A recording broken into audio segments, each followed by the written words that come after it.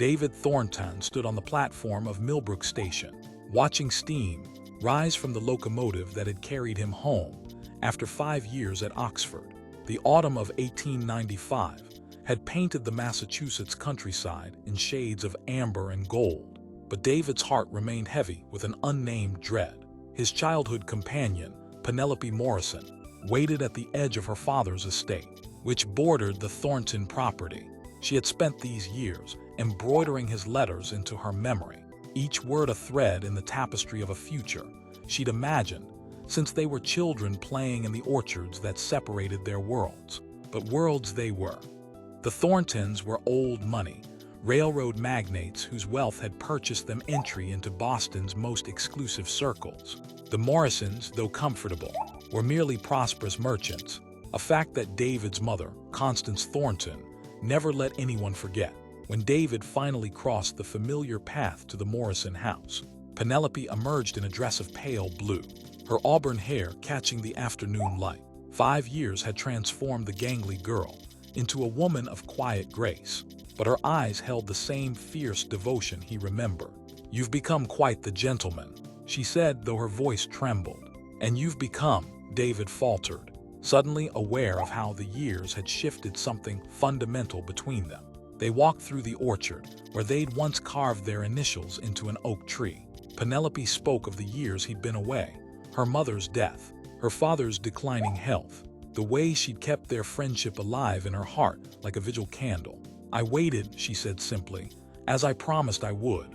David's throat tightened. At Oxford, surrounded by philosophical debates and aristocratic presumption, he had convinced himself that childhood promises were just that, childish.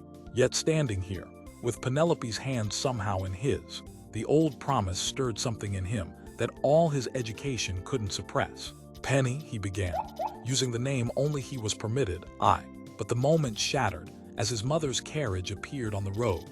Constance's face visible through the window, her expression carved from disapproval.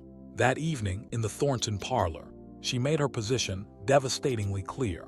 "The Morrisons are beneath us. David, I've tolerated your youthful friendship, but marriage, I absolutely forbid it. You're engaged to Elizabeth Van der Berg, of the New York Van der Bergs. The arrangement was finalized last spring." David's father, Edward, said nothing, hiding behind his newspaper, as he always did when Constance wielded her authority. David's younger brother, Marcus, smirked from his chair, already calculating how this family drama might benefit him. "I made no such agreement," David protested. "You were a boy when you left. You're a man now, with responsibilities to this family. The Van der Berg connection will secure our position for generations." That night, David stood at his window, looking toward the Morrison house, across the darkened fields. He thought of Penelope's face, of the hope that had shone there. He thought of his mother's iron will, of societal expectation that seemed immovable as mountains. In the morning, he would have to choose. But David Thornton, brilliant as he was in matters of law and literature, had never learned the most crucial lesson, that some choices, left unmade, make themselves in the worst possible way. He poured himself a whiskey, his first of many, and watched the dawn creep across a landscape that suddenly felt like a prison. Part II, The Descent. 6 months passed like a fever dream. David had returned to the Morrison estate only once, to tell Penelope that he couldn't defy his family. He'd stood there, coward that he was, and watched her face transform from hope to comprehension, to something harder than either, resignation. "Then I release you from your promise," she'd said quietly. "Be happy, David, if you can." But happiness proved elusive. The engagement to Elizabeth Van der Berg dragged on through social functions where David drank too much champagne and smiled too little. Elizabeth was beautiful in the way expensive things are beautiful, polished, perfect, and utterly impersonal. She spoke of society and fashion, and seemed content with a marriage that would be, at best, a civilized arrangement. The news reached David through Marcus, who delivered it with characteristic cruelty. Penelope Morrison was to marry Charles Ashford, a railroad executive 20 years her senior, a friend of their father's who'd offered to settle her father's debts in exchange for her hand. David found himself at the Morrison wedding, uninvited but unable to stay away. He stood at the back of the small church, drunk enough to attend, but not drunk enough to forget. Penelope walked down the aisle in ivory silk, her face composed but empty of the light he'd once known. For one moment her eyes found his, and in that glance passed everything they'd never said, everything they'd lost. After that, David's decline became the talk of Millbrook. He broke his engagement to Elizabeth, or rather, she broke it after finding him passed out in the Van der Burg Conservatory during a dinner party. The Thorntons' reputation suffered, but not as much as David himself.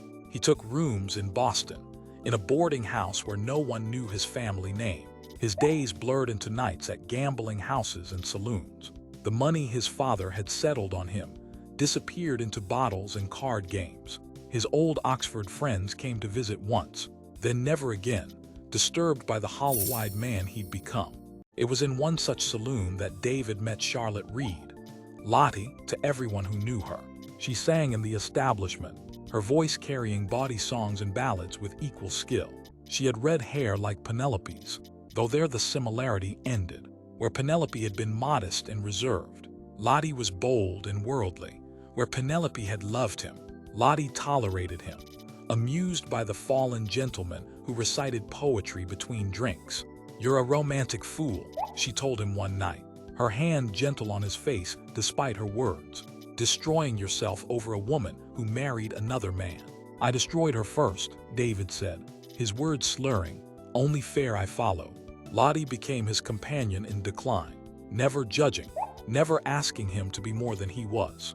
She loved him, perhaps in her own way, the way one might love a beautiful thing one knows is breaking. Meanwhile, in Millbrook, Penelope Morrison, now Penelope Ashford, lived in a mansion filled with servants and silence. Charles was not unkind, but neither was he the man she'd loved. She performed her duties as his wife with grace, hosted his dinner parties, and slowly felt herself becoming as polished and impersonal as the silver she now owned. Sometimes, late at night, she would stand at her window and look toward the old Thornton estate, wondering if David ever thought of her, if he'd found happiness, if the choice he'd made had been worth the cost.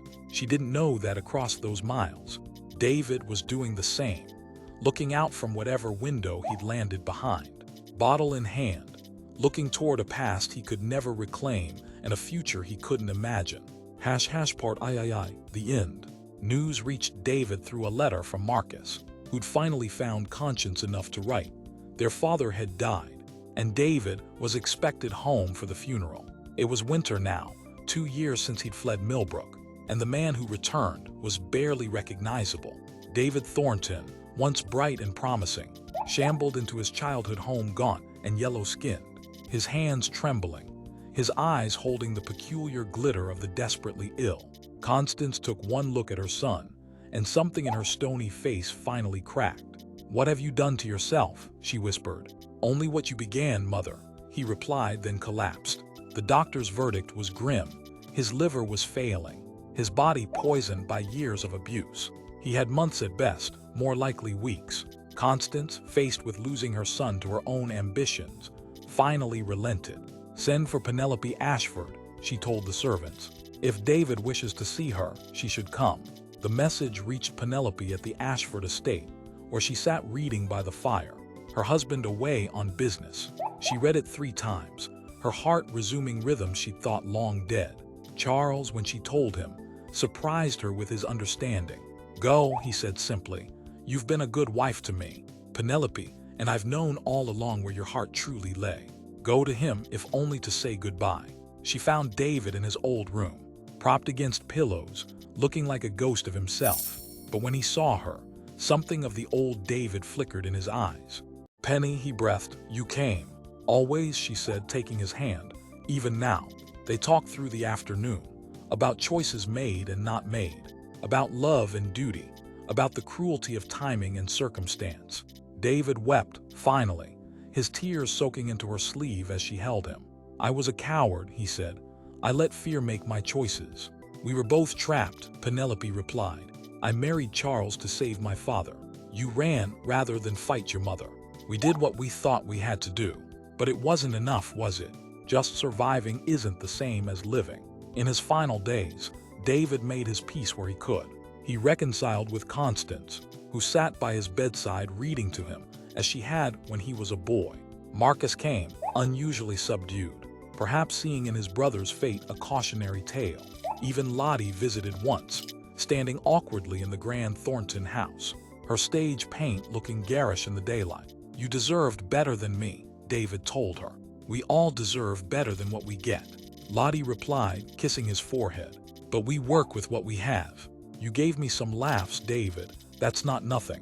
But it was Penelope who stayed, reading to him, holding his hand, bearing witness to the end of a story that might have been so different. On the last day, as snow fell softly outside, David's breathing grew shallow. "If there's another life," he whispered, "I'll choose differently. I'll choose you. And I'll wait for you," Penelope promised, though she wasn't sure she believed in such things. "Just as I always have." David Thornton died as winter darkness fell, his hand in Penelope's, his mother weeping in the corner, his wasted life finally come to its end. The tragedy of it hung over Millbrook for years. The cautionary tale of the brilliant young man who destroyed himself over love and pride, and the unbridgeable gap between what we want and what we're permitted to have. Penelope returned to Charles, who received her with quiet kindness.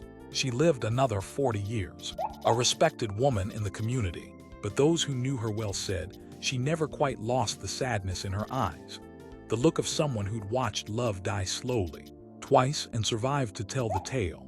In the end, David's story became what all such stories become: a warning, a sorrow, a reminder that some prisons are of our own making, and that sometimes, by the time we find the courage to break free, it's already far too late. Hi everyone! Please subscribe and click the bell